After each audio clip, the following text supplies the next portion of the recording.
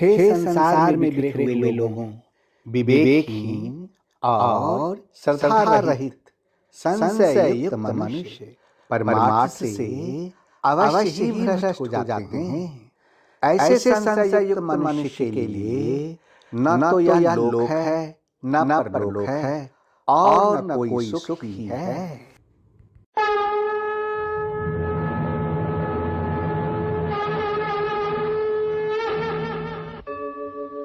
यदा यदा हि धर्मस्य ग्लानिर्भवति भारत अभ्युत्थानम् अधर्मस्य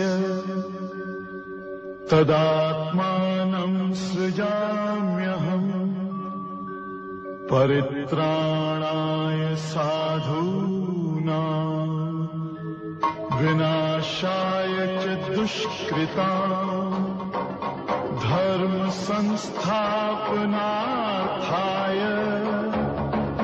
संभवामि युगे युगे।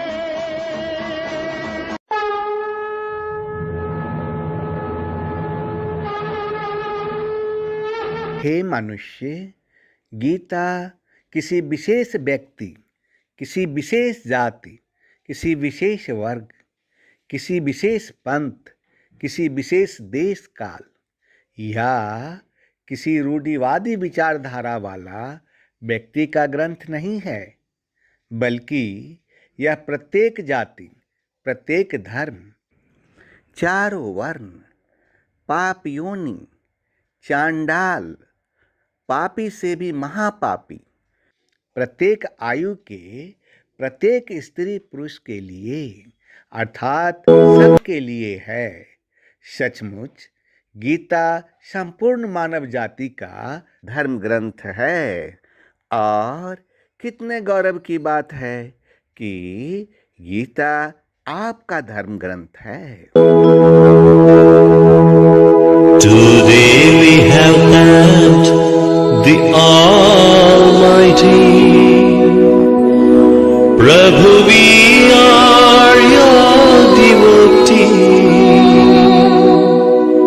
We glorify you from deep within. Shower us with your blessings.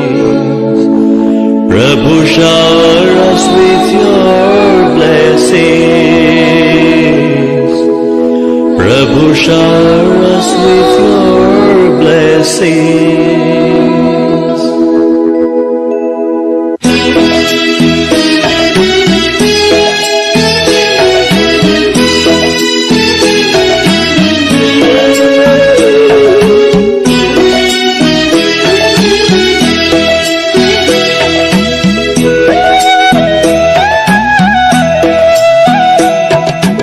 Today we have met the Almighty.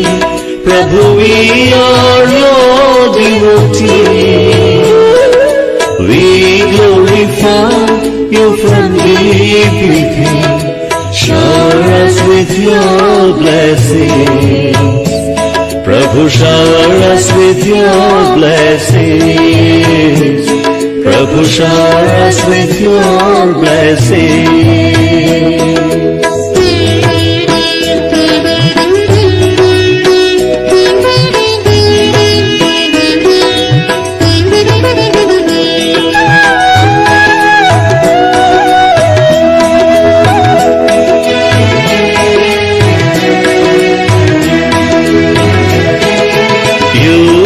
Created all of us, only you can quench our thirst.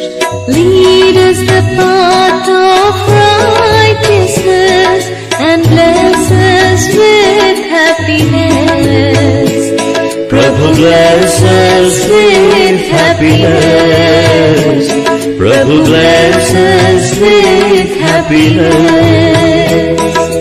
Today we have met the Almighty. Prabhu, we are your devotees. We glorify you from deep within. with your blessings. Prabhu, shower us with your blessings. Prabhu, shower us with your blessings.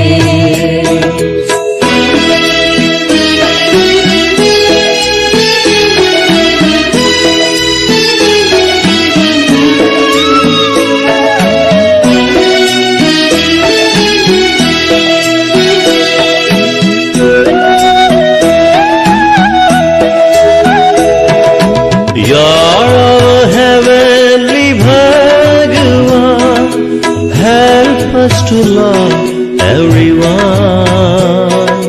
Rid our hearts of jealousy and let us always be your devotees. Prabhu, let us always be your devotees. Prabhu, let us always be your devotees. Today we have thanked the Almighty. Prabhu, we are your devotees. We glorify you from deep within.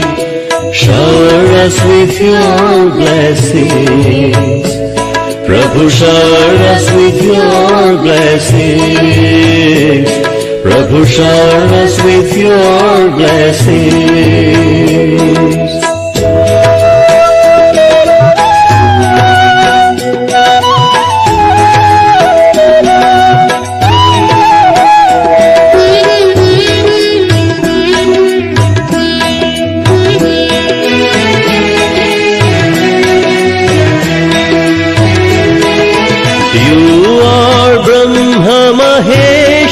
Vishnu, your love is pure and true. Help us to protect our dharma and purify our karma. Prabhu, purify our karma. Prabhu, purify our karma. Today we have thanked the Almighty. Prabhu, we are your devotees. We glorify you from deep within. Shower us with your blessings. Prabhu, shower us with your blessings. Prabhu, shower us with your blessings. Prabhu, shower us with your blessings.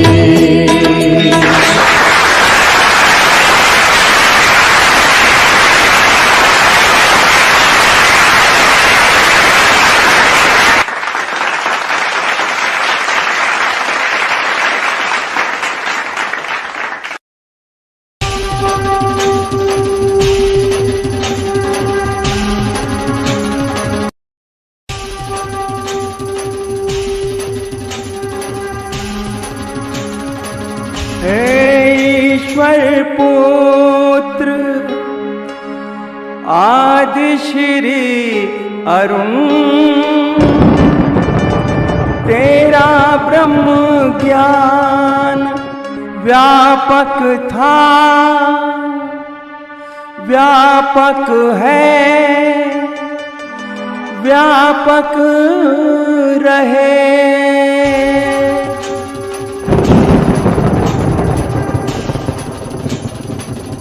ब्रह्म ज्ञान रूपाय विश्व उत्पत्त्यादि हेत्वे तापत्रय विनाशाय आदि श्री वयं नमः। जो ब्रह्म ज्ञान रूप हैं, जो इस जगत की उत्पत्ति, स्थिति और विनाश के कारण हैं तथा तीन तापों को नाश करने वाले हैं, उस ईश्वर पुत्र आदिश्री अरुण को नमस्कार करता हूँ।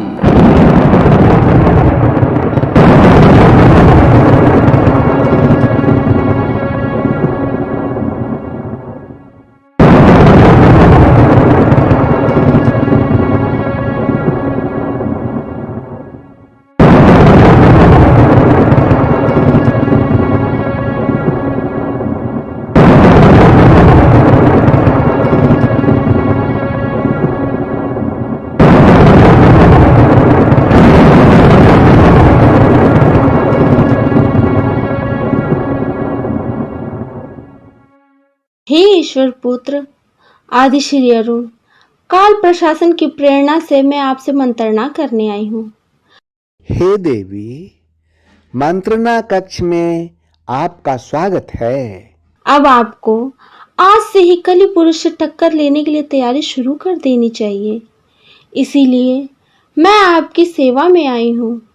अब आप कली पुरुष तथा उनके प्रतिनिधि का विनाश करने के लिए अपने योद्धाओं को आदेश दीजिए। अब आप लोगों को उपदेश देने में समय को बर्बाद नहीं कीजिए। आपने काल प्रशासन के द्वारा निर्धारित किए गए समय से मुझको अवगत कराया है, यह तो बहुत अच्छी बात है। लोगों को उपदेश करने में समय की बर्बादी नहीं हो रही है।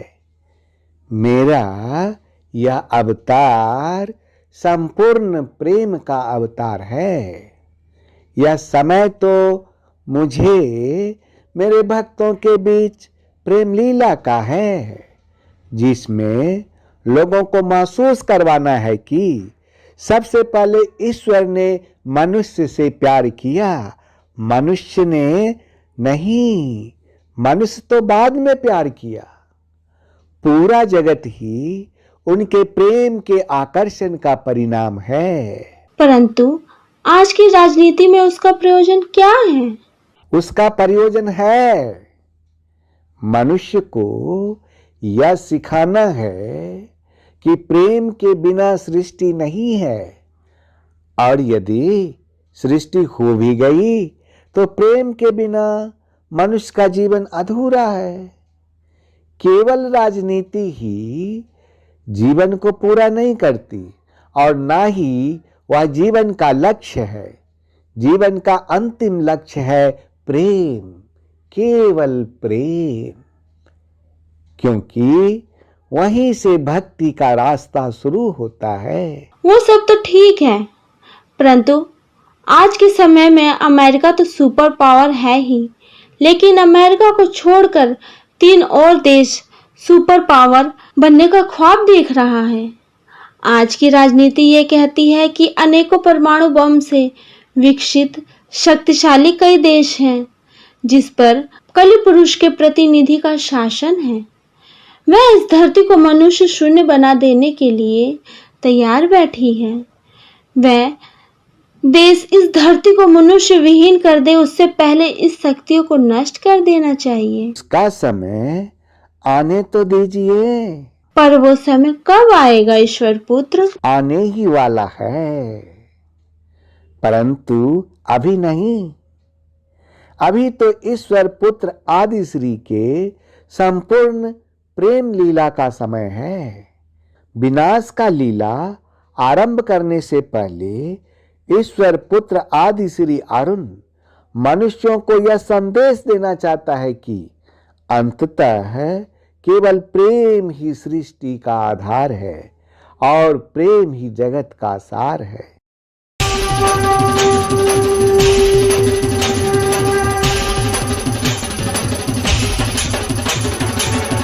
मेरे जो भी भक्त हैं सब है नातेदार,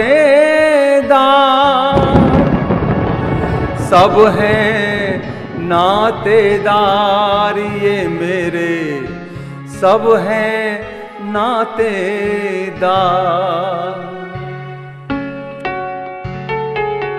लोगों ये अवतार हैं आदि श्री अवतार, लोगों ये अवतार हैं आदि श्री अवतार, आदि श्री अवतार, आदि श्री अवतार, आदि श्री अवतार, आदि श्री अवतार। संपूर्ण प्रेम अवतार, संपूर्ण प्रेम अवतार, संपूर्ण प्रेम अवतार, श्री आदि श्री अवतार,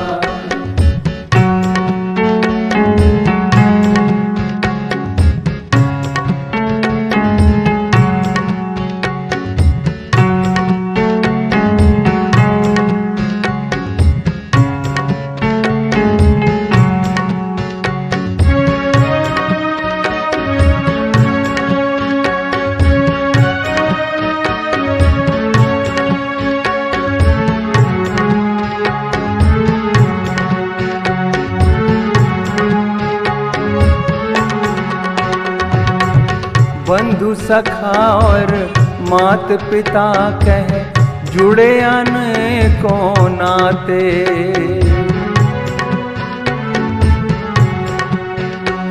ओ बंधु सखा और मात पिता कह जुड़े अनेकों नाते। बालक समझ के पल न झुलाते, प्रेम से भोग लगाते। तुम ही हो घट घट के वासी, तुम ही हो घट घट के वासी। पार्थ सारथी बन के सुनाया, पार्थ सारथी बन के सुनाया गीता का सब सार, गीता का सब सार। जो भी मेरे भक्त हैं सब हैं नातेदार, जो भी मेरे भक्त हैं सब हैं नातेदार। आदि श्री अवतार, आदि श्री अवतार, आदि श्री अवतार, आदि श्री अवतार। संपूर्ण प्रेम अवतार, संपूर्ण प्रेम अवतार, संपूर्ण प्रेम अवतार। श्री आदि श्री अवतार।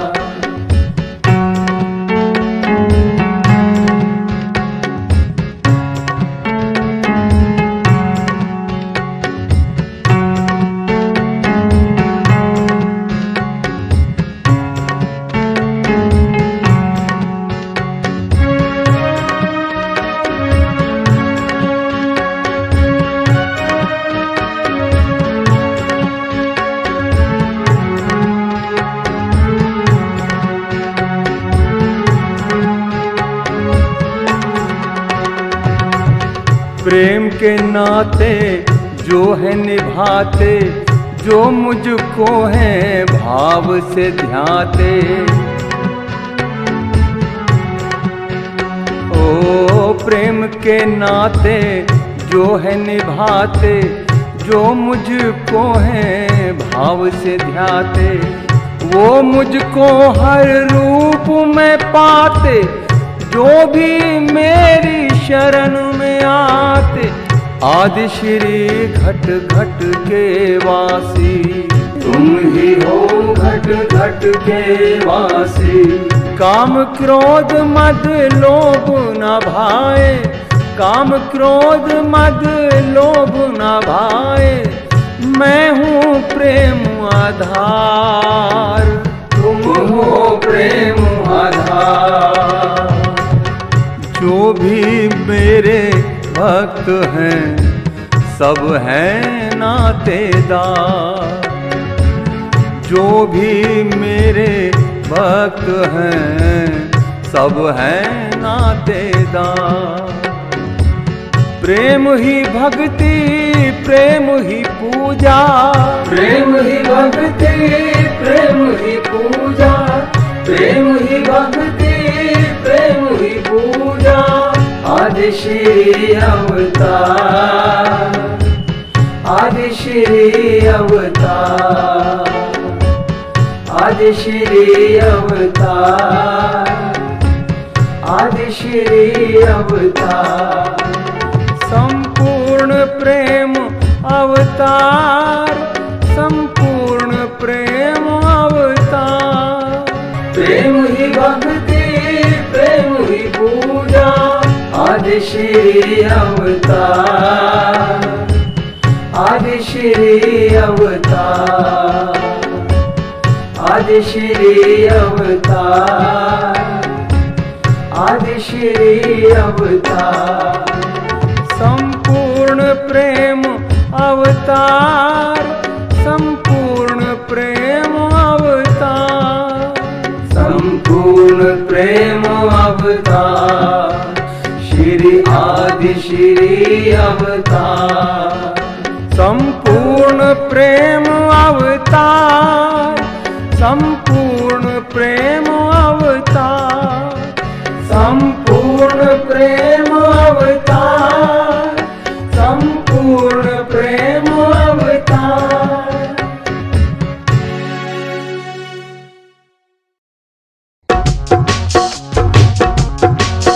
प्रेम ही सब वेदों का सार, प्रेम ही सब वेदों का सार। आदि श्री की परम कृपा से, आदि श्री की परम कृपा से हो जाए भव से पार। प्रेम ही सब वेदों का सार, प्रेम ही सब वेदों का सार।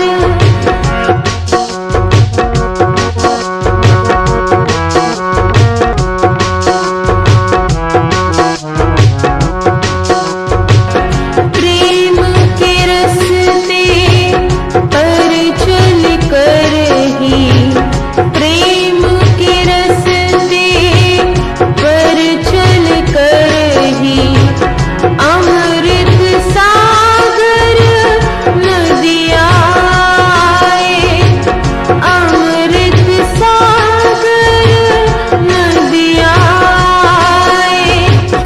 इस नदिया से आगे चल के, इस नदिया से आगे चल के प्रेम के सागर में खो जाए, प्रेम के सागर में खो जाए।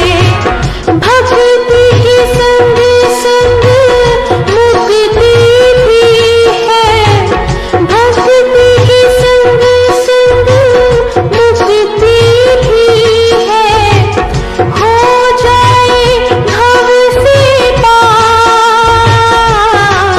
प्रेम ही सब वेदों का सार, प्रेम ही सब वेदों का सार, प्रेम ही सब वेदों का सार। वाह वाह, आपके जैसे संगीतकार के संगीत के शब्दों में उस परम शक्ति की कैसे व्याख्या है। वास्तव में संगीतकार की दूरदृष्टि ही समय की सीमाओं को लांघकर उस परम शक्ति को देख सकती है कि वह शाश्वत है।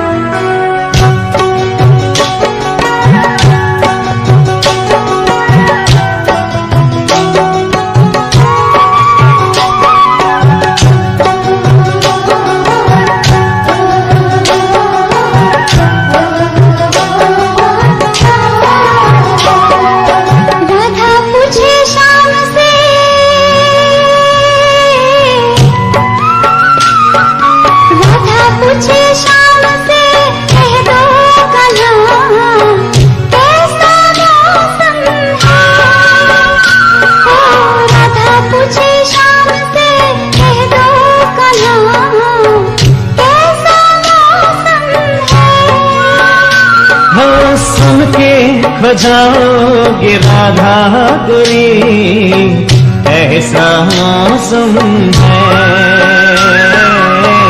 ऐसा मौसम है।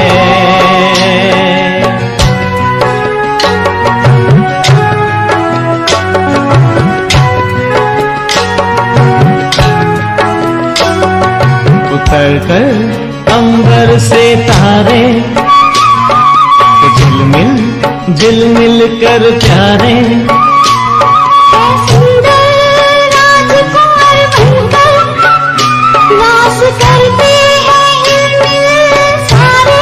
ये कितना दिव्य नजारा है, प्यारा स्वर्ग हमारा है। राधा पूछे शाम से, हो राधा पूछे शाम से, कह दो कहाँ कैसा मौसम है।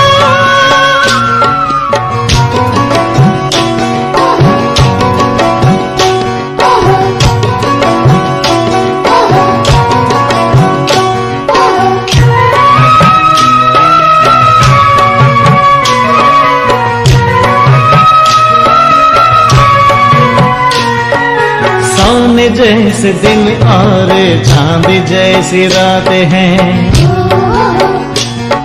सोने जैसे दिन और चांद जैसी रात हैं, हीरो के महल पे जवाहर की बरसात। सोने जैसे दिन और चांद जैसी रात हैं, सोने जैसे दिन और चांद जैसी रात हैं, हीरो के महल पे जवाहर की बरसात। सिर पर मोर मुकुट भारे, देखल कल जमुना किनारे। है सुंदर राजकुंवर बनकर रास करते हैं हिलमिल सारे। सोने जैसे दिन और चांद जैसी रात हैं, सोने जैसे दिन और चांद जैसी रात हैं, हीरो के महल पे जवाहर की बरसात। सोने जैसे दिन और चांद जैसी रात हैं, सोने जैसे दिन और चांद जैसी रात हैं, हीरो के महल पे जवाहर की बरसात। सिर पर मोर मुकुट भारे, देखल कल जमुना किनारे। है सुंदर राजकुंवर बनकर रास करते हैं हिलमिल सारे। सुन के खोजाओगे राधा गोरी, ऐसा मौसम है।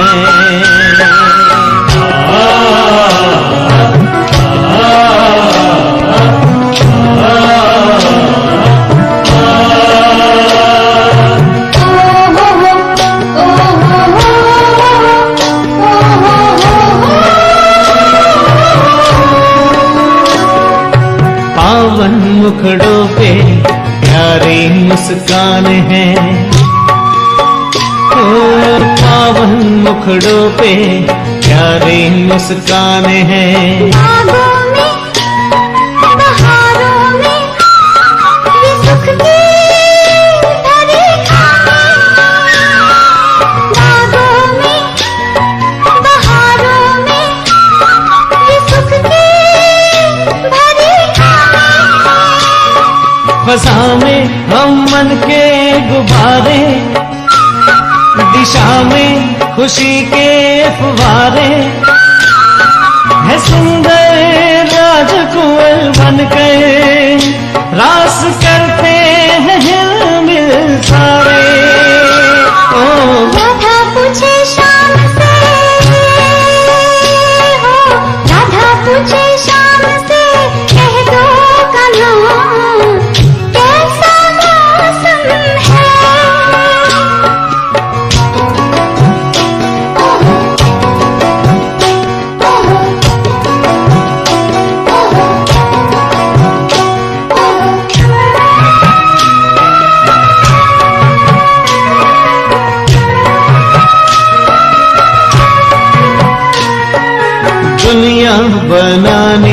ऐसी किसने पुकारा है। दुनिया बनाने ऐसी किसने पुकारा है। बेहद गगन हो जैसे मिलता इशारा है। सुखद संकल्प यही धारे, नयन वही नवयुग निहारे। है देवी राजकुंवर बनकर रास करते हैं हिलमिल सारे। ओ राधा पूछे शाम से कह दो कहाँ, कैसा मौसम है। ओ राधा पूछे शाम से कह दो कहाँ, कैसा मौसम है। हो सुन के खो जाओगे राधा गोरी, ऐसा मौसम है। ओ ऐसा मौसम है, ऐसा मौसम है, ऐसा मौसम है,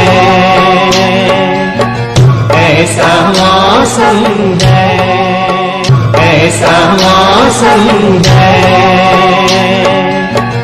ऐसा मौसम है, ऐसा मौसम है। कौन था ये? कोई दिव्य शक्ति थी, महाशक्ति।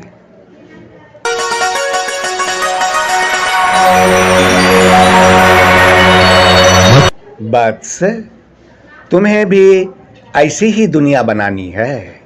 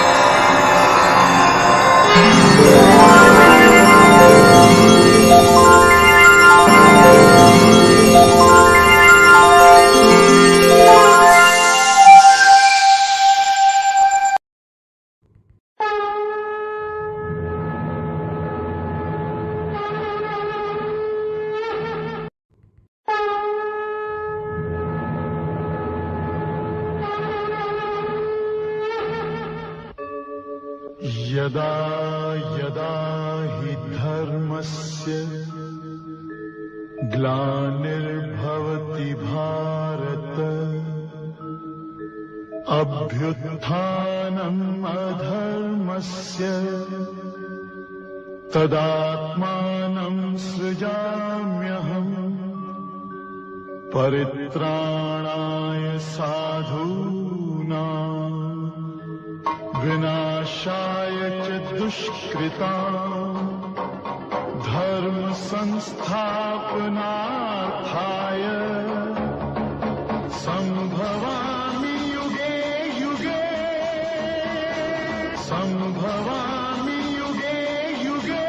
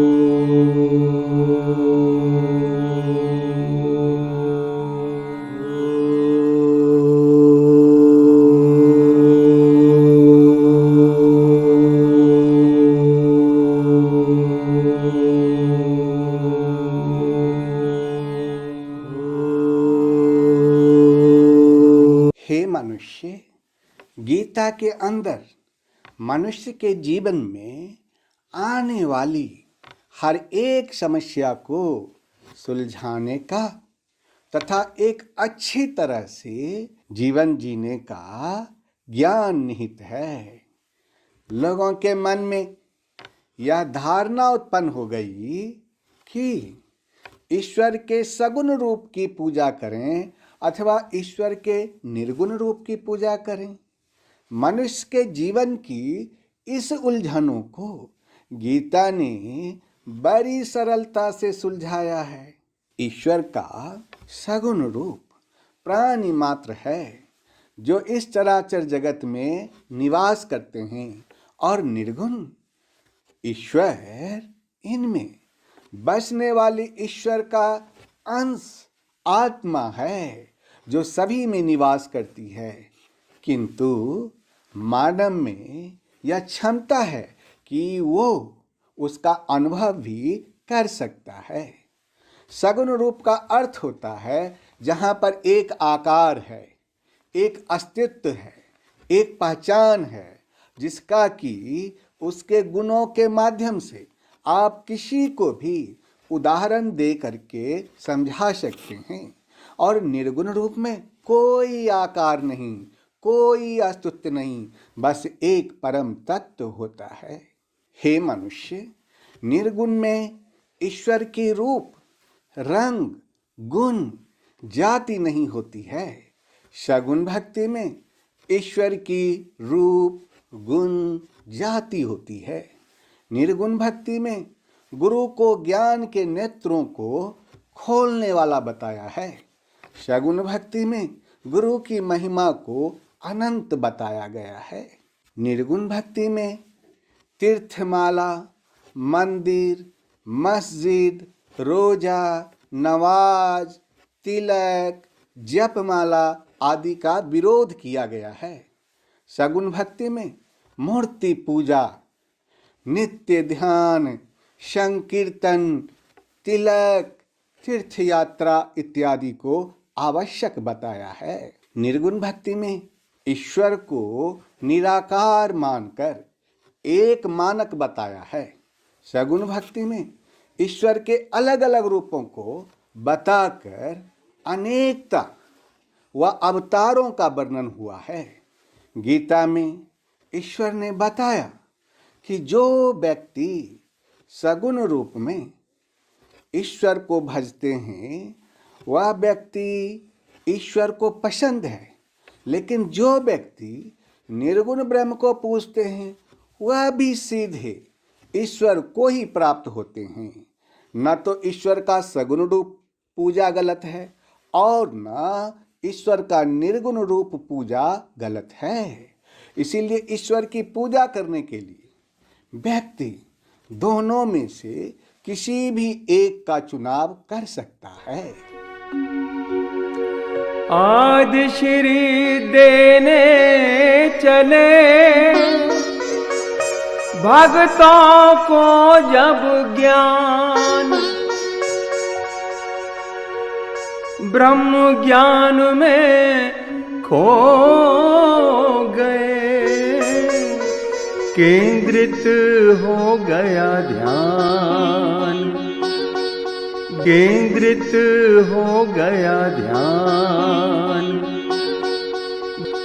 जब देने को चल दिए आदि श्री जी ज्ञान, भक्त ध्यान में खो गए, केंद्रित हो गया ध्यान, केंद्रित हो गया ध्यान।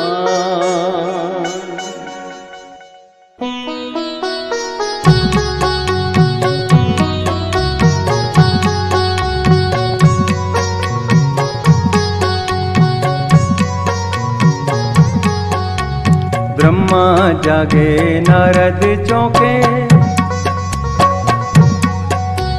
ब्रह्मा जागे नारद चौंके, त्रिभुवन में कौतूहल जागा। चारों दिशाएं शांत हुई और ध्यान धारा पे सभी का लागा। चारों दिशाएं शांत हुई और ध्यान धारा पे सभी का लागा। गीता का महाज्ञान सुनने को, गीता का महाज्ञान सुनने को शिव ने ध्यान समाधि त्यागा। एक अर्जुन के निमित्त मिलेगा, एक अर्जुन के निमित्त मिलेगा, ज्ञानामृत सबको बिनु मांगा। आदि श्री प्रेम अवतार, जय जय प्रेम अवतार। आदि श्री जय जय कल्कि, आदि श्री जय जय कल्कि, आदि श्री जय जय कल्कि, आदि श्री जय जय कल्कि। आदि श्री प्रेम अवतार, जय जय प्रेम अवतार। आदि श्री जय जय कल्कि, जय जय प्रेम अवतार। आदि श्री जय जय कल्कि, आदि श्री जय जय कल्कि, आदि श्री जय जय कल्कि, आदि श्री जय जय कल्कि। आदि श्री प्रेम अवतार, जय जय प्रेम अवतार। आदि श्री जय जय कल्कि, आदि श्री जय जय कल्कि, आदि श्री जय जय कल्कि, आदि श्री जय जय कल्कि। आदि श्री जय जय कल्कि, आदि श्री जय जय कल्कि। आदि श्री प्रेम अवतार, जय जय प्रेम अवतार। आदि श्री जय जय कल्कि, आदि श्री जय जय कल्कि। आदि श्री जय जय कल्कि, आदि श्री जय जय कल्कि, आदि चल की, भाग्यश्री जय जय चल की।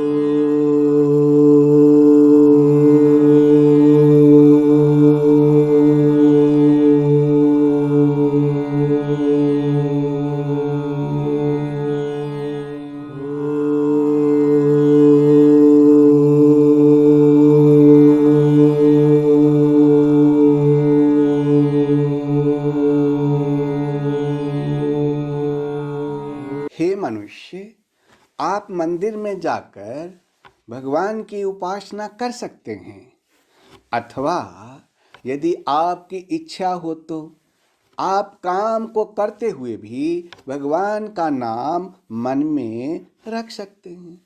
इससे भी भगवान की उपासना हो जाएगी। आप दोनों तरह की भक्ति में से कोई भी भक्ति कर सकते हैं, लेकिन ईश्वर कर्म योग को अधिक महत्व देते हैं। यदि आप अपना हर काम ईश्वर को समर्पित करते हुए करें तो आपका काम भी हो जाएगा और ईश्वर की भक्ति भी हो जाएगी।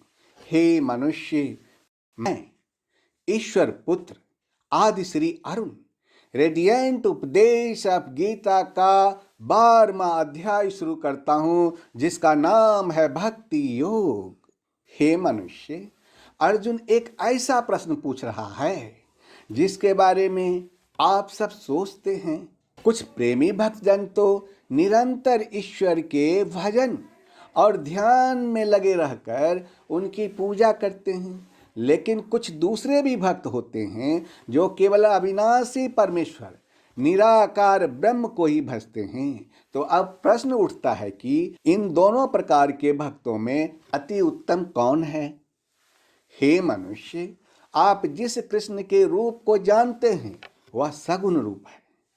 एक होता है ब्रह्म जिसका अंश आप सब में है, उस निराकार परमेश्वर को निर्गुण कहते हैं। ईश्वर ने कहा कि जो लोग मुझ में मन को लगाकर निरंतर मेरे भजन में लगे रहते हैं, ऐसे भक्तजन श्रद्धा से युक्त मेरे सगुण रूप को भजते हैं।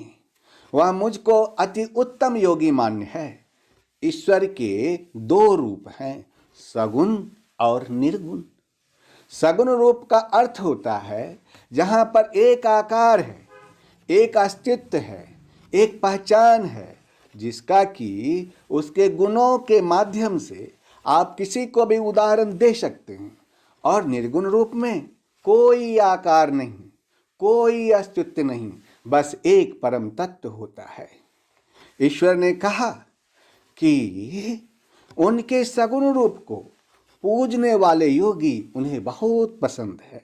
हे मनुष्य, सगुण रूप को भजने वाले योगी भगवान को उत्तम लगते हैं, लेकिन मैं ईश्वर पुत्र आदि श्री अरुण आपसे सच कहता हूं कि जो व्यक्ति अपनी इंद्रियों को भली प्रकार से वश में करके मन और बुद्धि से परे उस सर्वव्यापी नित्य अचल निराकार अविनाशी सच्चिदानंदघ्न ब्रह्म को निरंतर एक भाव से भजते हैं, वह व्यक्ति भगवान को ही प्राप्त होते हैं।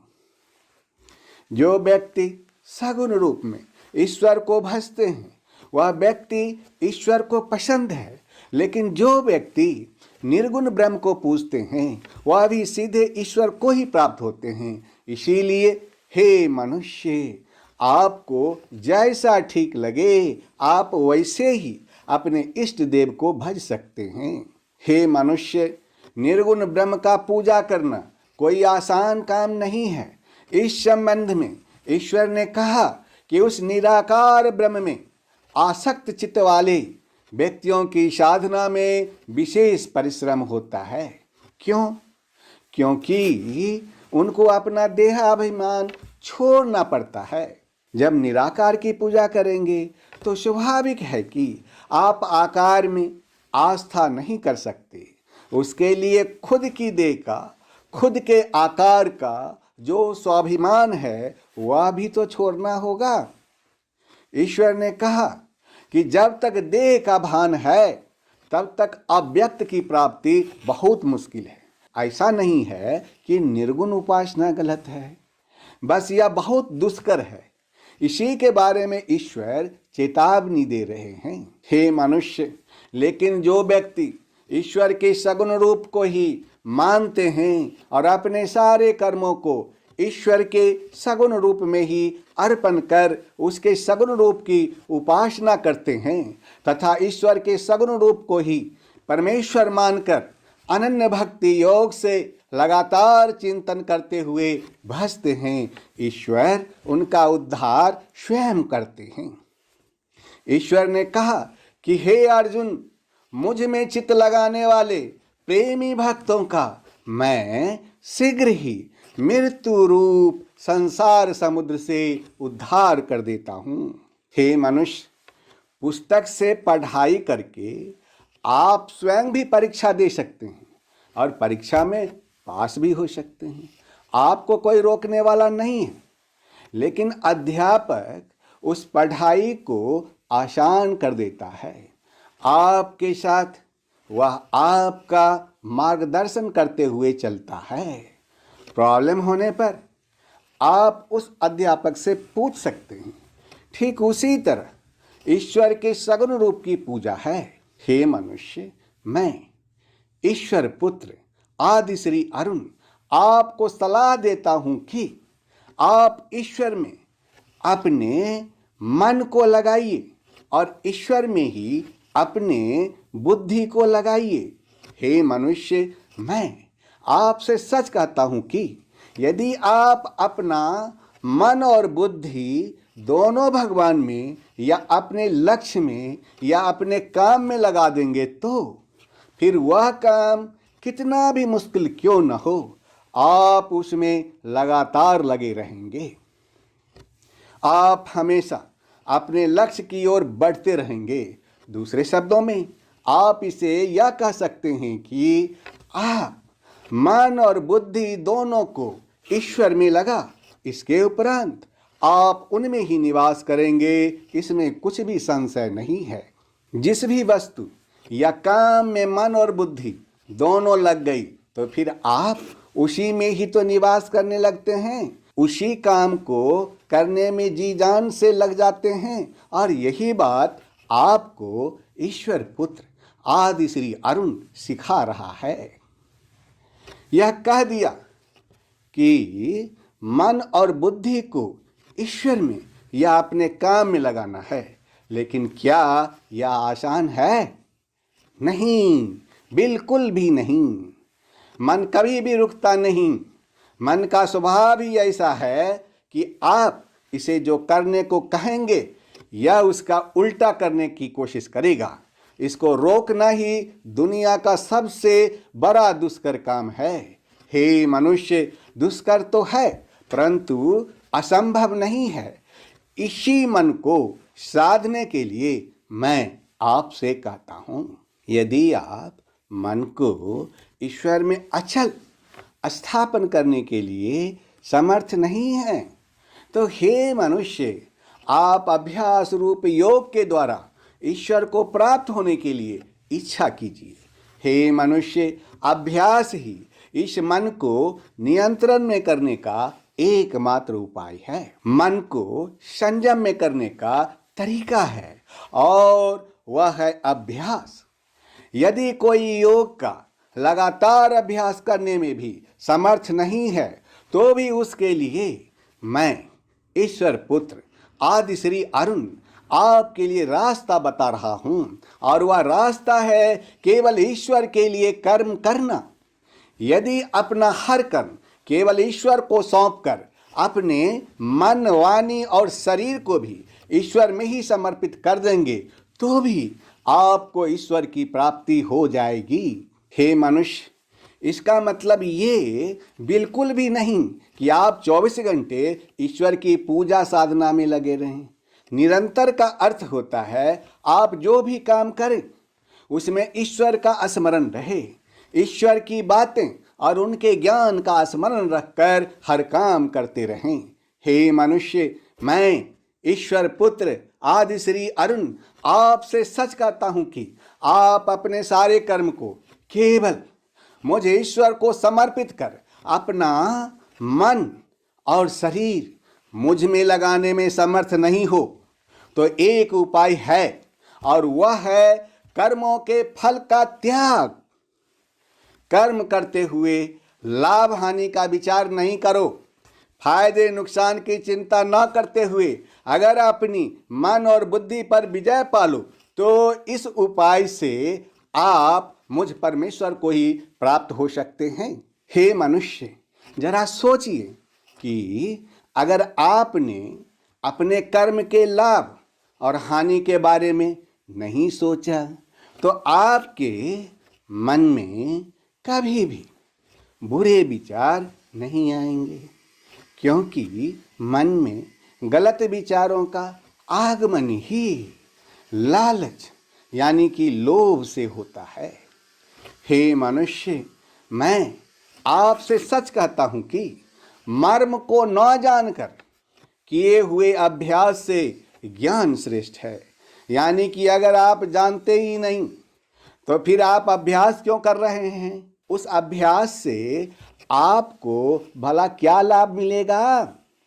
उस अभ्यास से आप क्या पाएंगे? इससे कहीं अच्छा है ज्ञान प्राप्त करो।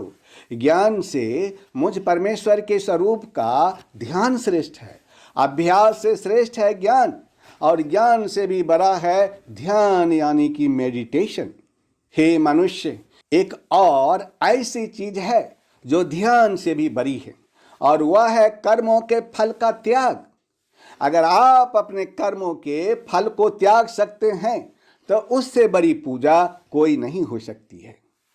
हे मनुष्य, जो व्यक्ति हर तरह के द्वेष भाव से रहित है, जो किसी से जलन नहीं रखता, जिसमें कोई स्वार्थ नहीं है, जो सबसे प्रेम करता है, जो दयालु तो है लेकिन जिसमें ममता नहीं, वह पुरुष जो अहंकार से रहित है, जो मनुष्य सुख और दुख को एक जैसा देखता है, जो व्यक्ति क्षमावान है अर्थात अपराध करने वालों को भी अभय देता है, जो व्यक्ति निरंतर संतुष्ट है तथा मन और इंद्रियों सहित शरीर को बस में किए हुए है, जो व्यक्ति मुझ में दृढ़ निश्चय वाला है, जो व्यक्ति मुझ में अर्पण किए हुए मन बुद्धि वाला है, वह है मेरा भक्त, मुझको बहुत प्रिय है। हे मनुष्य, मैंने उन सारे गुणों की व्याख्या कर दी है जो ईश्वर को प्रिय है। हे मनुष्य, जो व्यक्ति यदि इन गुणों को प्राप्त करने की कोशिश भी करेगा तो भी वह ईश्वर को ही प्राप्त होगा। हे मनुष्य, जो जीव कभी उत्तेजना में नहीं आता और जो किसी और को भी उत्तेजित नहीं करता, वह व्यक्ति ईश्वर को प्रिय है। वह व्यक्ति जिसको दूसरे की उन्नति देखकर जलन नहीं होती, जो व्यक्ति सुख और दुख को एक जैसा देखता है, जो व्यक्ति भय और उद्वेग यानी फियर और एक्साइटमेंट से रहित है, वह व्यक्ति ईश्वर को अधिक प्रिय है।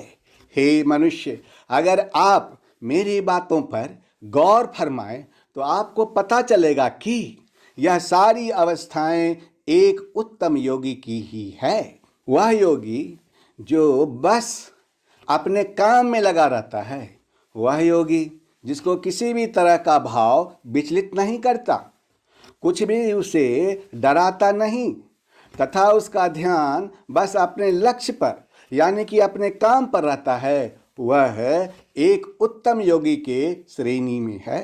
हे मनुष्य, व्यक्ति को आकांक्षा से रहित होना चाहिए। आकांक्षा का अर्थ होता है एम्बिशन। एम्बिशन से ही सारे बुरे भाव पैदा होते हैं। एक तरह से यही सारी बुराइयों का जड़ है। लेकिन आपका सवाल हो सकता है कि बिना एम्बिशन का जीवन में कहीं पहुंचा नहीं जा सकता।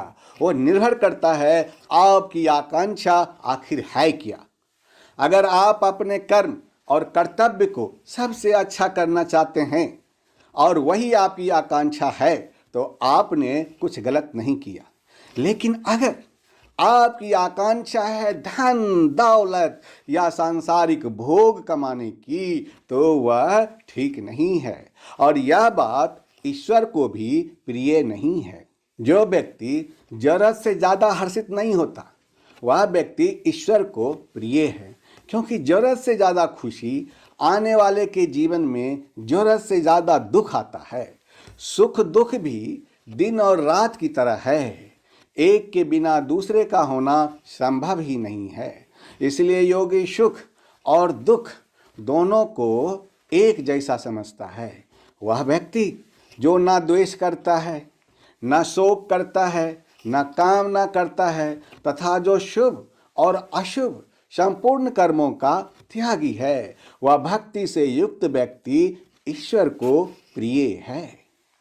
जो व्यक्ति शत्रु और मित्र में, मान और अपमान में एक जैसा है तथा सर्दी और गर्मी में, सुख और दुख आदि में सम है, और जो व्यक्ति आसक्ति से रहित है, वही व्यक्ति ईश्वर को प्रिय है।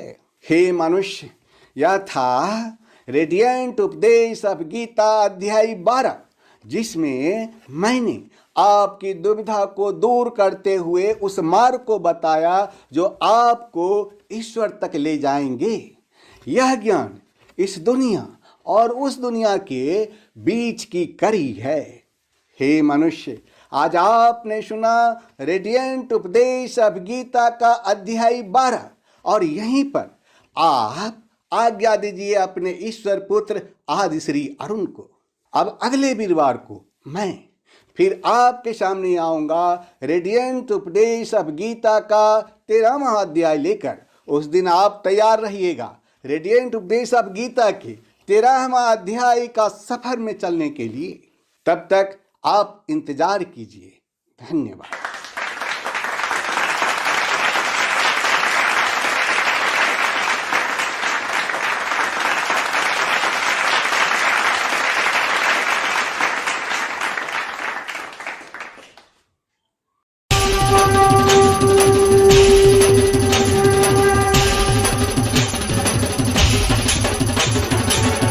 मेरे जो भी भक्त हैं सब है नातेदार,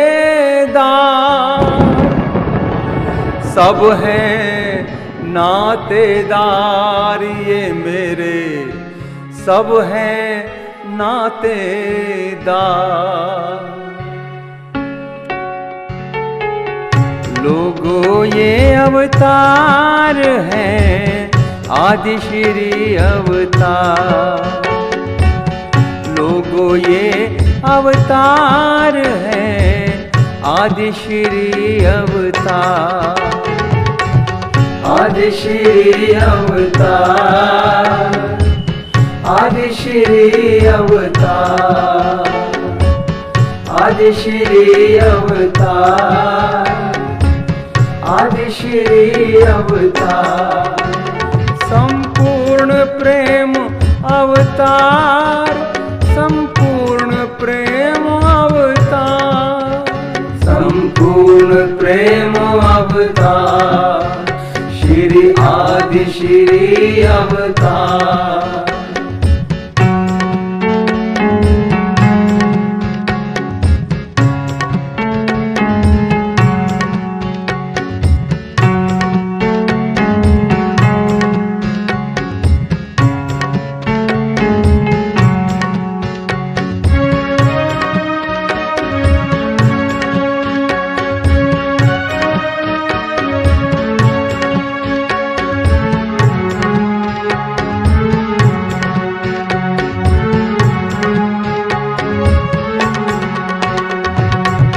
बंधु सखा और मात पिता कह जुड़े अनेकों नाते,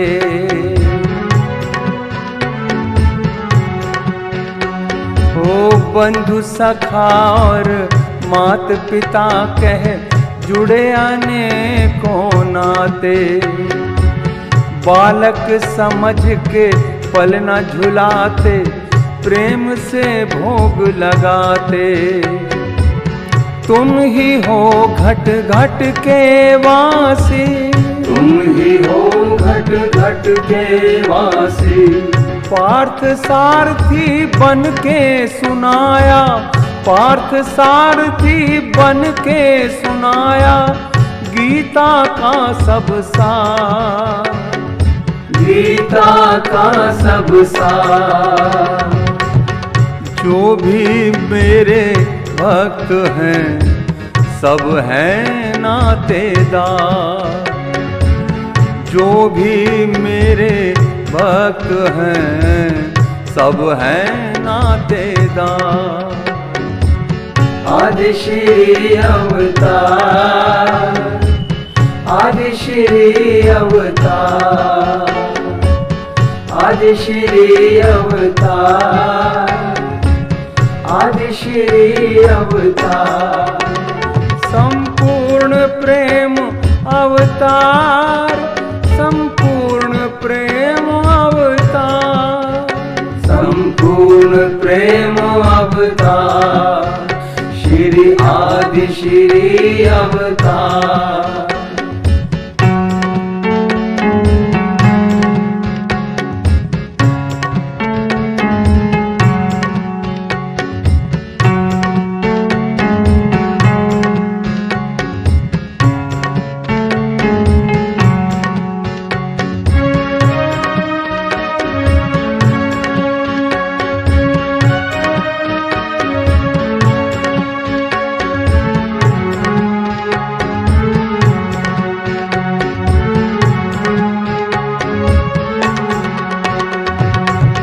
प्रेम के नाते जो है निभाते, जो मुझको है भाव से ध्याते।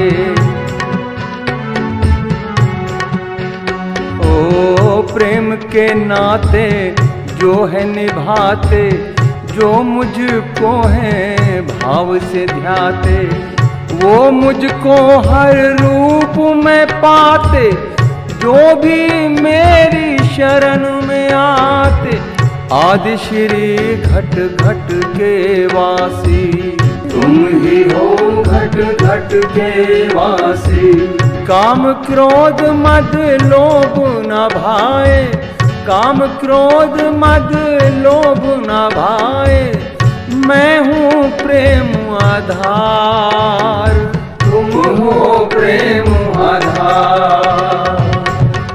जो भी मेरे भक्त हैं सब हैं नातेदार, जो भी मेरे भक्त हैं सब हैं नातेदार। प्रेम ही भक्ति, प्रेम ही पूजा, प्रेम ही भक्ति, प्रेम ही पूजा, प्रेम ही भक्ति, प्रेम ही पूजा। आदि श्री अवतार, आदि श्री अवतार, आदि श्री अवतार, आदि श्री अवतार। संपूर्ण प्रेम अवतार, संपूर्ण प्रेम अवतार।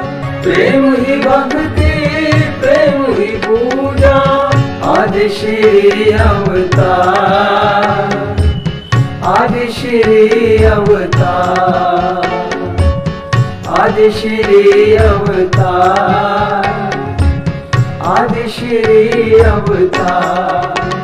संपूर्ण प्रेम अवतार, संपूर्ण प्रेम अवतार, संपूर्ण प्रेम अवतार।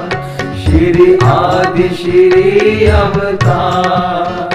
संपूर्ण प्रेम अवतार, संपूर्ण प्रेम अवतार, संपूर्ण प्रेम अवतार, संपूर्ण प्रेम अवतार। हे मनुष्य, सृष्टि के शुरू में ईश्वर ने अपने आत्मा का एक भाग से पूरी सृष्टि को रचा और उसी से सारे अवतार समय समय पर धरती पर आते रहे तथा उस ईश्वर के आत्मा का 3 भाग अंतरिक्ष में ही रह गया था। प्रश्न यह उठता है कि ईश्वर के आत्मा का 3 भाग जो अंतरिक्ष में रह गया था उसका क्या उपयोग होगा? जब सारे अवतार धरती पर आकर के धर्म को चारों चरण में स्थापित करने में असफल हो जाएगा, तब वह 3 भाग धरती पर अवतरित होकर आएगा और धर्म को चारों चरण में लाकर धर्म की स्थापना कर देगा तथा वैदिक धर्म का फिर से उपदेश करेगा। त्रेता युग में भगवान राम धरती पर धर्म को चारों चरण में नहीं ला सके। द्वापर युग में भगवान कृष्ण संपूर्ण अवतार थे, इनको लोगों ने संपूर्ण अवतार कहा, लेकिन वे भी धरती पर धर्म को चारों चरण में नहीं ला सके। तो प्रश्न यह उठता है कि अब धर्म को चारों चरण में लाने के लिए कौन आएगा? संपूर्ण अवतार तो हो चुका, अब तो कोई अवतार बाकी है नहीं, अब आएगा कौन? यही तो सोचने की बात है। और मनुष्य तो इस ओर सोचने के लिए कदम बढ़ाता ही नहीं है। जो 3 भाग अंतरिक्ष में रह गया था वही धरती पर अवतरित होकर आएगा, जिसको विराट पुरुष का 23वां महाअवतार कहते हैं। उन्हीं को आदि श्री अरुण नाम से पुकारते हैं।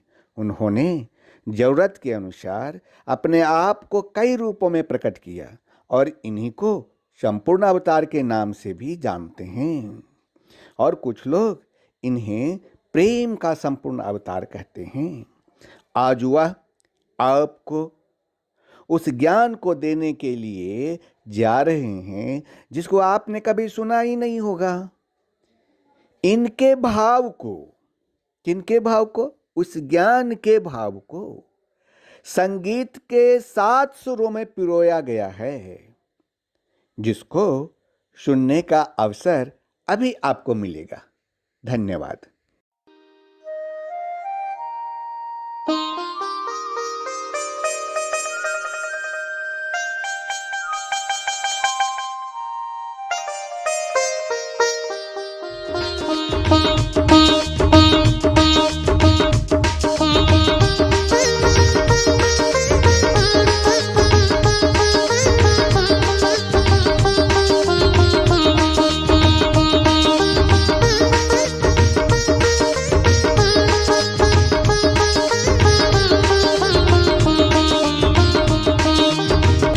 बहती रहेगी ताकि गंगा, बहती रहेगी ताकि गंगा, भक्ति और धर्म की धारा, भक्ति और धर्म की धारा। आदि श्री के संग गंगा में करता रहा स्नान जग सारा, करता रहा स्नान जग सारा।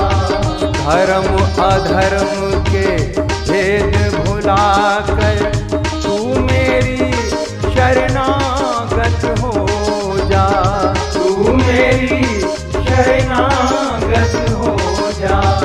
सब पापों से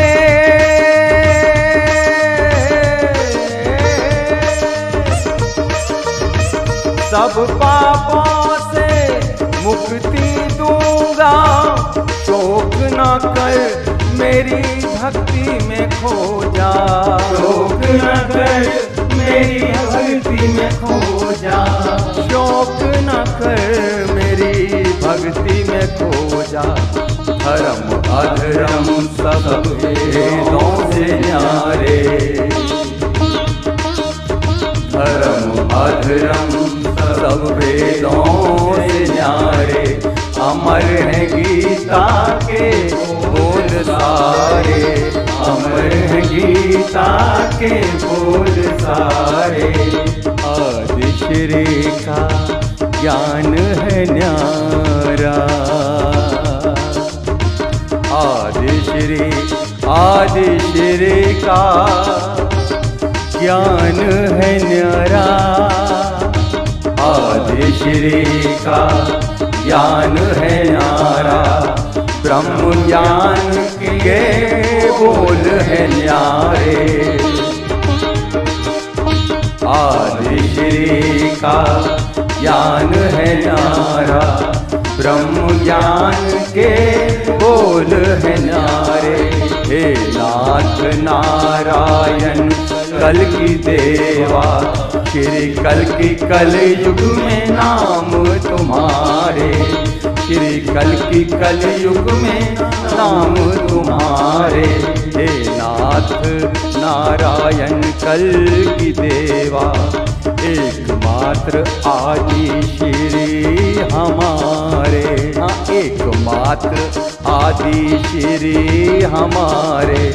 हे नाथ नारायण कल की देवा, हे नाथ नारायण कल की देवा, श्री कल की कलयुग में नाम तुम्हारे।